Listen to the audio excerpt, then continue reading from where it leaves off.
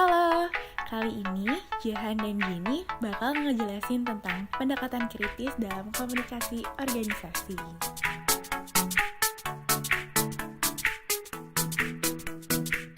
Pendekatan kritis mulai muncul pada abad ke-19. Saat itu, tokoh utamanya adalah Karl Marx. Karl Marx berpendapat bahwa kita harus mulai kritis di era kapitalis yang penuh dengan penindasan terhadap pekerja bawahan. Menurutnya, sikap kritis tersebut akan membawa kita kepada revolusi.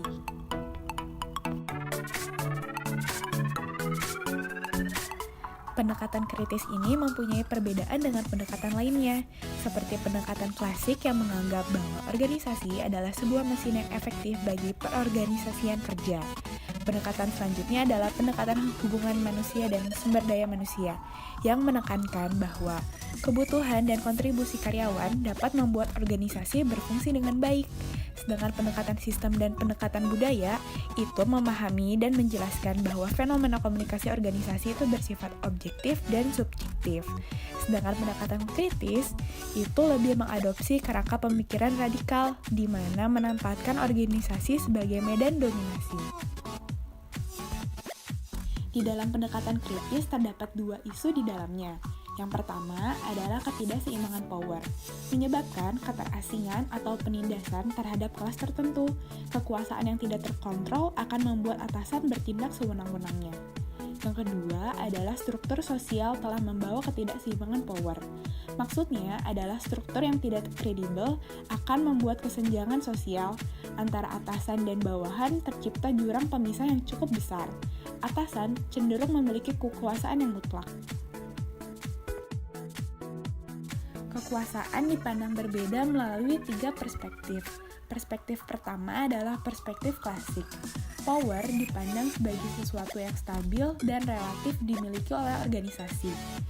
Power setara dalam hierarki organisasi. Power tertinggi dimiliki oleh bagian atasan dalam hierarki organisasi. Perspektif kedua adalah perspektif simbol, yang mengatakan bahwa power adalah hasil dari interaksi komunikasi dalam suatu organisasi.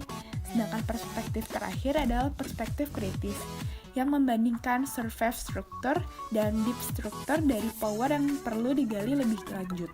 Perspektif ini juga mempelajari tentang bagaimana ekonomi, sosial, dan komunikasi membangun suatu power.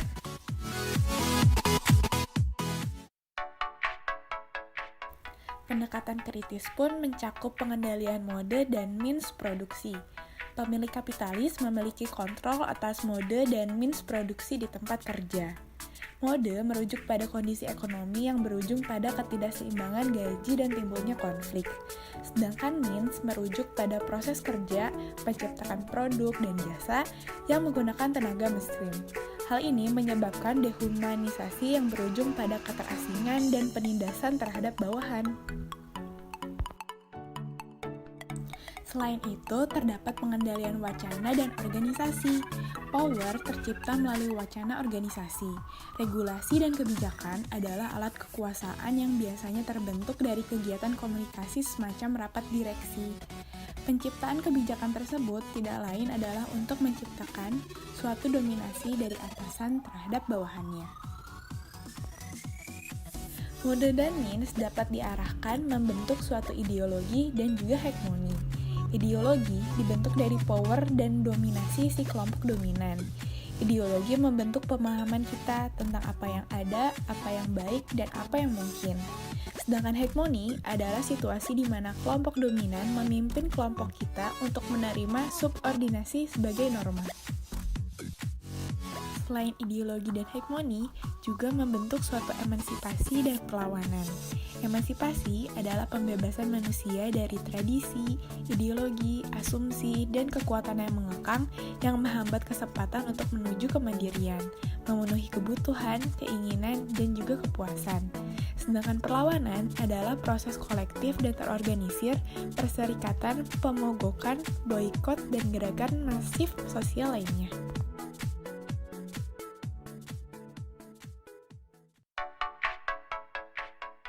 Di pendekatan kritis, terdapat dua teori di dalamnya. Teori pertama adalah teori kontrol terpadu, dan teori kedua adalah teori feminis. Nah, di dalam teori kontrol terpadu terdapat 3 aspek penting yang perlu kita pelajari. Aspek pertama adalah aspek kontrol. Di dalam kontrol terdapat 3 strategi yang luas dan mengarahkan kontrol dalam organisasi modern, yaitu kontrol sederhana, kontrol teknologi, dan kontrol birokrasi. Aspek kedua adalah identifikasi. Identifikasi merujuk pada persepsi tentang kesatuan di mana individu mendefinisikan dirinya dalam hal di mana ia adalah sebagai anggota. Aspek ketiga adalah disiplin. Artinya, melalui interaksi komunikatif, kelompok kerja mengembangkan teknik untuk menghargai dan menghukum perilaku yang menyimpang atau sesuai dari nilai yang diidentifikasikan sebagai penting oleh kelompok kerja tersebut. Teori selanjutnya adalah teori feminis. Menurut para ulama feminis, perempuan dalam suatu organisasi dapat menjadi terpinggirkan. Hal ini disebabkan karena dinamika hubungan gender dalam struktur organisasi patrialis.